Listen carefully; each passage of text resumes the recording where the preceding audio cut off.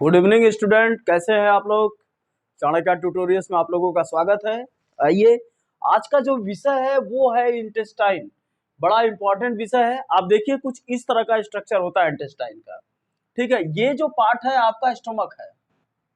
Stomach means बोलते हैं हम अमाशय। अमाशय भोजन को भंडारित करने का एक ऑर्गन होता है, अंग होता है भोजन को संग्रहण करने का। देखिए, क्वेश्चन पहले ये आता है कि इंटेस्टाइन डायरेक्टली किससे जुड़ा होता है। तो इंटेस्टाइन डायरेक्टली आप देख रहे हैं ना, स्टमक से हमने जोड़ा है। ठीक है, इसमें तीन पार्ट होते हैं। हमने पहले ही बताया था कि एक कार्डियक होता है, एक फंडिक होता है, एक पाइलोरिक पार्ट होता है। तो इट मींस जो आंत होता है वो आपके किस पार्ट से जुड़ा होता है, ये आपका पाइलोरिक पार्ट से जुड़ा होता है। पाइलोरिक है ना। तो एक क्वेश्चन आपका ये क्लियर हो गया कि आंत क्या होता है, आपके अमाशय के पाइलोरिक पार्ट से जुड़ा होता है। इंपॉर्टेंट हो गया। अब देखिए, जो आंत होता है इसमें दो सेक्शन होता है आंत में। एक आपका क्या होता है, small intestine. Small intestine, small intestine it means छोटी आंत, छोटी आंत।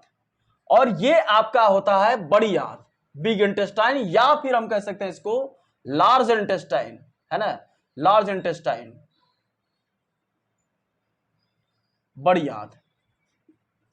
अब आप सोचते होंगे बड़ी आंत छोटी आंत में डिफरेंस क्या है। देखिए, ये बड़ी आंत का पोर्शन होता है। ये जो बाउल आउटर साइड में बढ़ाए हैं ये आपका लार्ज इंटेस्टाइन है, इंटेस्टाइन है।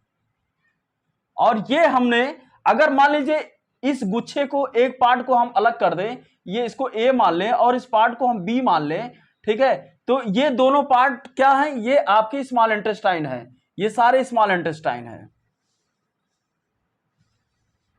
इंटेस्टाइन मतलब छोटी आंत। दो खंडों में पूरा बटा होता है। अच्छा, एक चीज और है, इंटेस्टाइन का कलर कैसा होता है। अगर हम कलर की बात करें, यहां रंग की बात करें, कलर, तो ये ब्राउन कलर का होता है। कैसा होता है, ब्राउन। ब्राउन मतलब भूरा रंग का, भूरा रंग, भूरा रंग होता है ब्राउन कलर का। तो स्मॉल इंटेस्टाइन और लार्ज इंटेस्टाइन, एक्चुअली ये आप जान लीजिएगा कि इसकी जो लंबाई होती है 5.5 मीटर होती है लंबाई, और इसकी जो लंबाई होती है 1 मीटर से लेकर आपका 1 मीटर से लेकर ये आपका 1.4 मीटर तक होता है इसकी लंबाई। ठीक, तो टोटल कितना हो गया, अगर हम टोटल हम बात करें तो 5.5 मीटर और प्लस 1.4 मीटर, इट मींस क्या हो गया आपका 6.9 मीटर।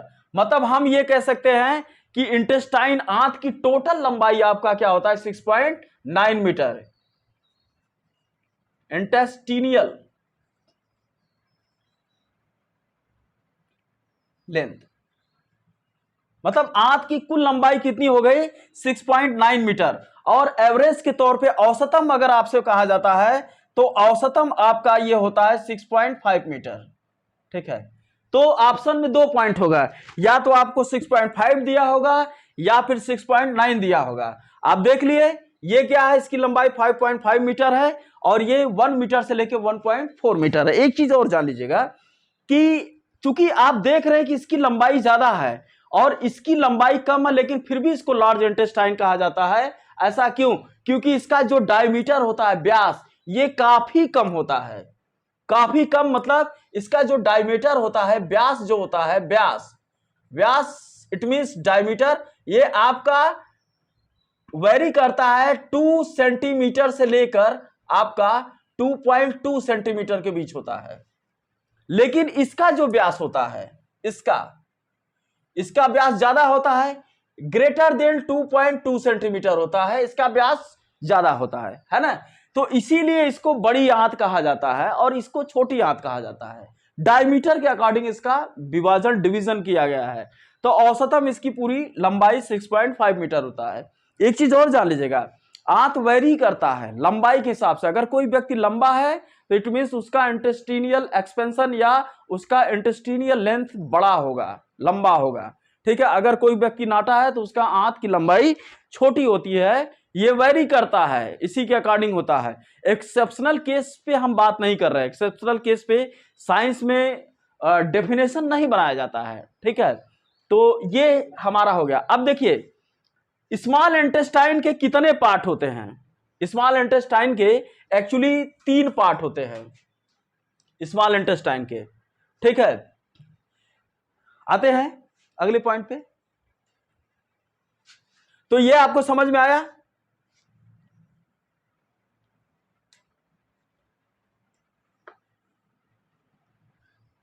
थोड़ा सा इधर ध्यान बनाए रखना, डिस्टर्ब हो जाता है वीडियो।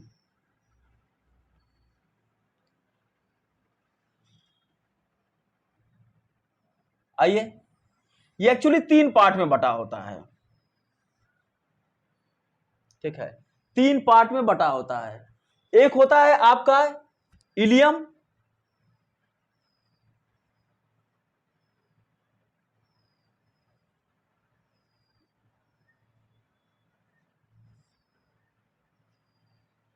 ठीक है।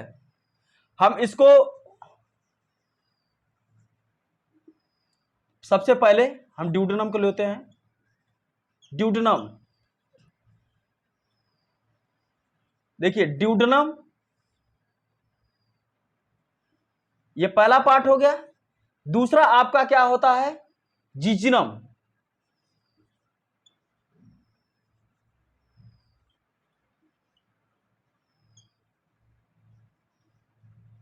जीजिनम। और जो तीसरा पार्ट हो गया ये सेकंड हो गया। तीसरा पार्ट हम लेते हैं इलियम।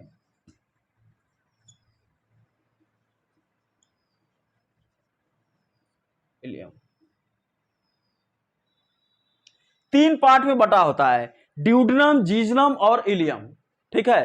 तो ये पहला पार्ट जो ऊपर वाला पार्ट होता है, ये वाला पार्ट, ये आपका ड्यूडेनम का होता है। दूसरा वाला पार्ट आपका जीजनम का होता है। तीसरा वाला जो नीचे का पार्ट होता है, यहां पे जो बड़ी आंच से कनेक्ट होता है सी, वो आपका क्या होता है कि इलियम वाला पार्ट होता है। मतलब ये डी हो गया, ये आपका जे हो गया और ये आपका आई हो गया।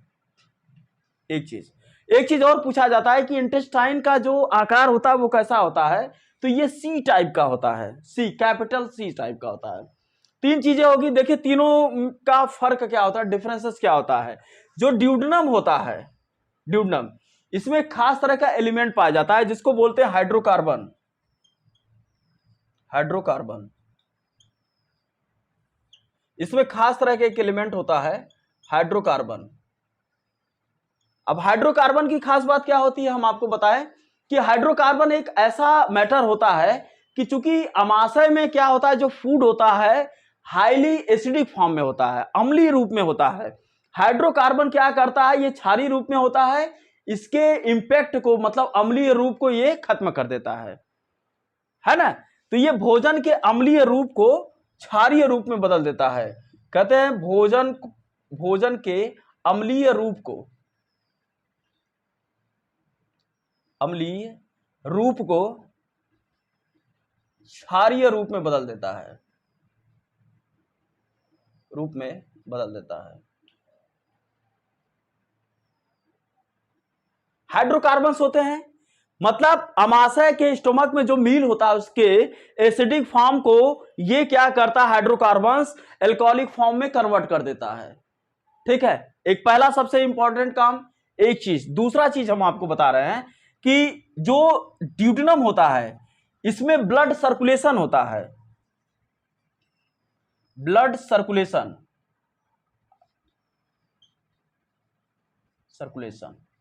ब्लड सर्कुलेशन अच्छा खासा होता है, रक्त प्रवाह इसमें होता है। ये क्या करता है कि जो ड्यूडेनम होता है ये खास तरह के धमनी से, एक खास तरह के ट्यूब से रक्त को रिसीव करता है। मतलब रक्त को रिसीव करता है, या हम इस तरह से भाषा का भी इस्तेमाल कर सकते हैं, रक्त प्राप्त करता है। रक्त प्राप्त करता है। रक्त किससे प्राप्त करेगा ड्यूडेनम? ऑब्वियसली रक्त कहां से बनता है, जो प्योर रक्त होता है वो आर्टरीज में होता है, धमनियों से। सीधी सी बात है, धमनियों से। है ना, फ्रॉम आर्टरीज, आर्टरीज धमनियों से। अब आर्टरीज से ड्यूडेनम रक्त प्राप्त करता है, ब्लड सर्कुलेशन होता है इंटेस्टाइन में, तो इंटेस्टाइन की कोशिकाएं क्या होती हैं, हमेशा तरोताजा बनी रहती है, हमेशा इसमें क्या होता है, मॉड्यूलेशन चलता रहता है, इनकी कोशिकाएं लास्ट फेज तक, मतलब उम्र के आखिरी पड़ाव तक काम करती रहती है। तो ये बड़ा इंपॉर्टेंट होता है। लेकिन रक्त धमनियों से प्राप्त करता है, लेकिन कौन सा ट्यूब होता है, तो ट्यूब का नाम हम बताएं। इस ट्यूब को जिससे वो प्राप्त करता है उसको बोला जाता है गट्स, इसको बोला जाता है गट के नाम से बोला जाता है, इसको गट ट्यूब कहा जाता है, गट ट्यूब, इसके द्वारा ये प्राप्त करता है। तो इसमें क्या होता है, ब्लड सर्कुलेशन इसमें चालू रहता है। तो ड्यूडेनम के दो प्राइमरी वर्क हो गए, एक हाइड्रोकार्बन के द्वारा एसिडिक फॉर्म को एल्कालिक फॉर्म में कन्वर्ट करना, दूसरा ब्लड सर्कुलेशन सिस्टम को बनाए रखना। एक चीज और जान लीजिएगा, जो ड्यूडेनम होता है इसकी लंबाई आपका 2.5 मीटर होता है, 2.5 मीटर, है ना, इट मीन्स आपका ठीक ठाक हो गया। और ये भी जो लंबा होता है ये आपका 2.5 इसको नहीं लेते हैं, इसको हम बहुत कम लेते हैं, 2.2 मीटर लेते हैं। और ये जो जीजनम होता है इसको 3 मीटर लेते हैं, ये 3 मीटर होता है। तो 3 2 5 2 5 ये, और ये बच गया, ये आपका क्या हो गया 0.3 मीटर, ठीक है। ये चीज ये तो हम नॉर्मली ले लिए, ये वेरी करता है। लेकिन इसमें सबसे आपको क्या पता चला कि जो जीजनम होता है ये थोड़ा सा लंबा होता है, मतलब स्मॉल इंटेस्टाइन की टोटल लंबाई हमने आपको बताया कि 5.9 होता है, 9 मीटर होता है, या फिर 5.5 होता है, लेकिन जिसमें सबसे लंबा आपका जीजनम होता है। और जीजनम की खास बात क्या होती है ये भी हम आपको बताने जा रहे हैं, ठीक है। आइए, तो ये आपको समझ में आया ना, गट ट्यूब द्वारा आर्टरीज के द्वारा ब्लड सर्कुलेट इसमें करता है ड्यूडेनम में। ये क्या करता है कि इंटेस्टाइनल कोशिकाओं को, आंत की कोशिकाओं को मरम्मत करता है, उनके मॉड्यूलेशन को बनाए रखता है, उनकी चीजों को बनाए रखता है। अब देखिए दोनों में क्या खास बात है, इनमें रसांकुर पाए जाते हैं। रसांकुर, रसांकुर मतलब होता है आपका विली, विली पाए जाते हैं। विली एक छोटे छोटे उंगली नुमा संरचना होते हैं। अगर हम मान लीजिए इसको बना दें ऐसे, इस तरीके से, तो ऐसे ऐसे ऐसे छोटे छोटे उंगली नुमा संरचना होते हैं, विली ऐसे उंगली नुमा संरचना होते हैं। अब विली का काम क्या होता है, इसका अगर हम वर्क की बात करें तो ये एब्जॉर्प्शन, फूड एब्जॉर्प्शन, एब्जॉर्प्शन का काम करता है, मतलब भोजन का अवशोषण,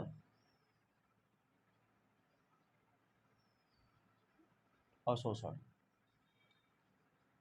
तो इन दोनों का प्राइमरी वर्क क्या हो गया, विली के माध्यम से फूड एब्जॉर्प्शन, भोजन का अवशोषण हो गया।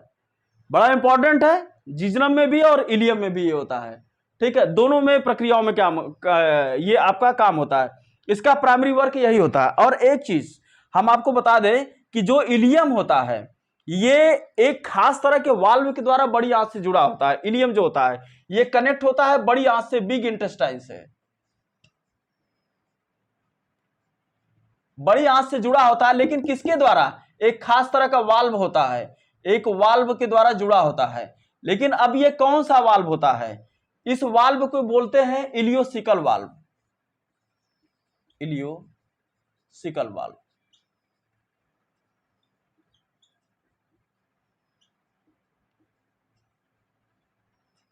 इलियोसिकल वाल्व,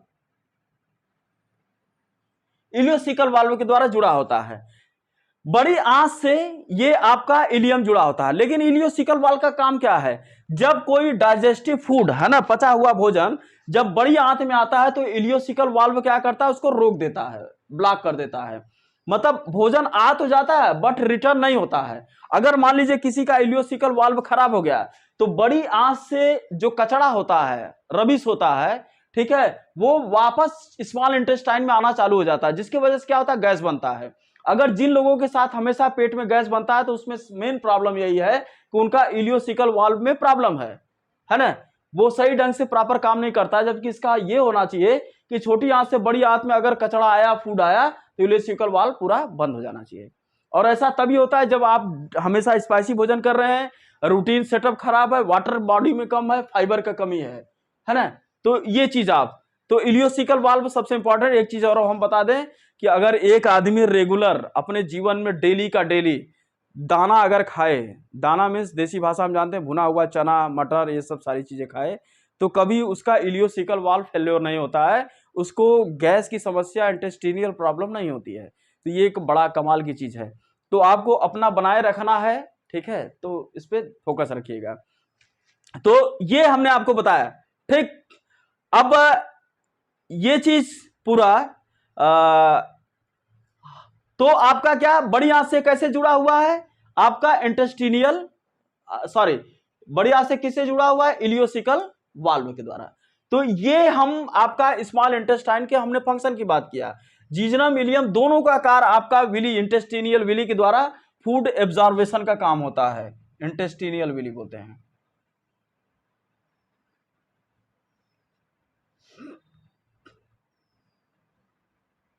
फूड एब्जॉर्बेशन का काम होता है, ठीक है। अब अगले बार इसमें जो कुछ बचा होगा सेक्शन, उसको हम कवर करेंगे। एक चीज और कहते हैं कि जो बड़ी आंत में किसी भी तरह का पाचन क्रिया नहीं होता है। एक क्वेश्चन बहुत बार आता है, which of organ belong to non digestive process, it means big intestine belong to non digestive process. उसमें बड़ी आंत में क्या होता है, एक्स्ट्रा मात्रा में, देखिए बड़ी आंत में अगर वाटर एक्सेस आ जाता है तो वो उसको एब्जॉर्ब करके रिटर्न कर देता है, बड़ी आंत का एक प्रक्रिया होती है। छोटी आंत में एक खास तरह के बैक्टीरिया भी होते हैं, ठीक है, जो क्या करते हैं, विटामिन के का एक कलेक्शन करते हैं, विटामिन के का, ठीक है, अच्छा खासा कलेक्शन करते हैं। बड़ी आंतों में विटामिन डी का भी कलेक्शन होता है, हल्का फुल्का मात्रा में, ज्यादा मात्रा में नहीं होता है, लेकिन ये खास तरह के बैक्टीरिया होते हैं जिनको इश्चुरेशिया कोलाई बोलते हैं, इश्चुरेशिया कोलाई। ये क्या करते हैं, विटामिन के, आप जानते हैं ना, विटामिन के रिस्पॉन्सिबल फॉर ब्लड क्लॉटिंग, एक रक्त स्कंदन के लिए जिम्मेदार होता है विटामिन के। तो इसका बड़ी आंतों में संग्रहण किया जाता है, और किसके द्वारा किया जाता है, बैक्टीरिया के द्वारा, इश्चुरेशिया कोलाई, इश्चुरेशिया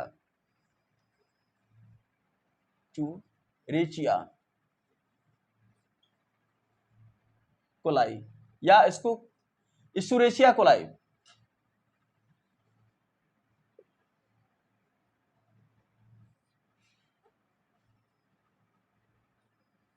इनके द्वारा क्या किया जाता है, विटामिन के का यहां पे संग्रहण किया जाता है। तो बड़ा इंपॉर्टेंट है, ये अक्सर पूछा गया हुआ क्वेश्चन है।